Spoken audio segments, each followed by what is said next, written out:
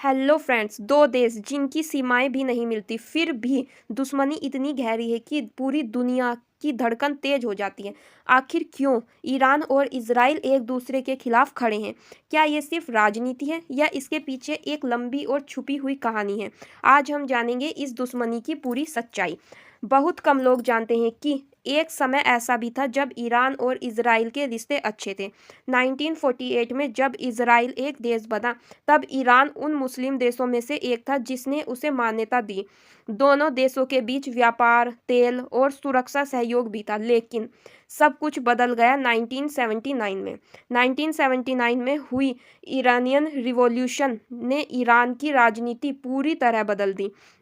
नई इस्लामिक सरकार आई जिसने इजराइल को अपना दुश्मन घोषित कर दिया। ईरान ने खुलकर फिलिस्तीन का समर्थन करना शुरू किया। यहीं से शुरू हुई छुपी हुई जंग। ईरान और इजराइल की लड़ाई अक्सर सीधी नहीं होती। ईरान पर आरोप है कि वह लेबनान के संगठन हिजबुल्लाह को समर्थन देता है। इजराइल का कहना है कि ये संगठन उसकी सुरक्षा के लिए खतरा है। दूसरी ओर इजराइल का आरोप है कि उसने ईरान के परमाणु वैज्ञानिकों पर गुप्त हमले करवाए। यानी यह जंग मिसाइलों से कम और खुफिया ऑपरेशनों से ज़्यादा लड़ी जा रही है।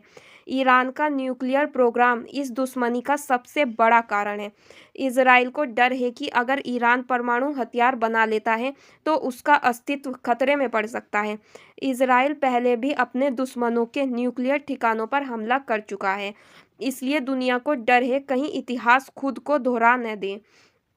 इस कहानी में एक और बड़ा नाम है, यूनाइटेड स्टेट। अमेरिका इजराइल का करीबी सहयोगी है। वहीं ईरान और अमेरिका के रिश्ते दशकों से तनावपूर्ण रहे हैं।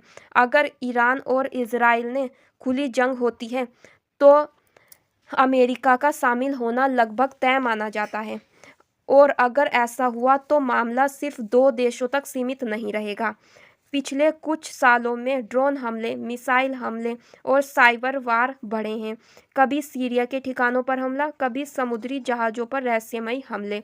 दोनों देश सीधे टकराव से बचते हैं, लेकिन एक दूसरे को कमज़ोर करने की कोशिश लगातार जारी है। दुनिया क्यों चिंतित है? मिडिल ईस्ट दुनिया के तेल का सबसे बड़ा स्रोत है। दूसरा, युद्ध से तेल की कीमतें बढ़ सकती हैं। तीसरा, शेयर मार्केट गिर सकते हैं। चौथा, लाखों लोग प्रभावित हो सकते हैं। सबसे बड़ा डर है, अगर यह टकराव बढ़ा तो यह क्षेत्रीय नहीं वैश्विक युद्ध बन सकता है।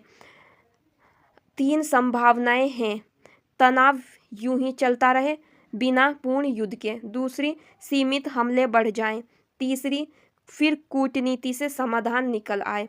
दुनिया उम्मीद कर रही है कि समझदारी जीते।